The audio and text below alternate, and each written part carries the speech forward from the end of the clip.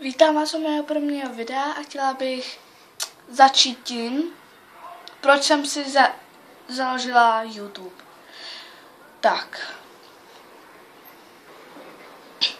YouTube jsem si založila z jednoho důvodu, nebo z dvou. Chtěla bych se stát YouTuberem a chtěla bych dosáhnout 10 000 odběratelů. Doufám, že se mi to povede.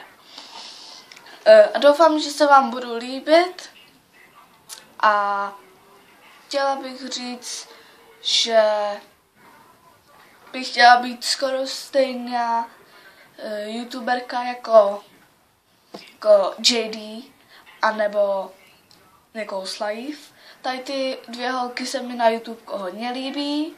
Mají ten šarm, mají ten styl na to, aby byl na tom YouTubeku. A to bych chtěla taky zkusit.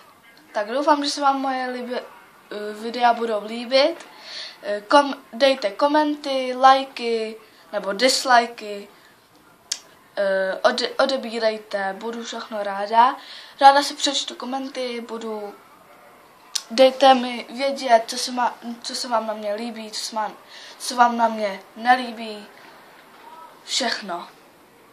Na všechno odpovím a budu se těšit. Tak uvidíme se u dalšího videa.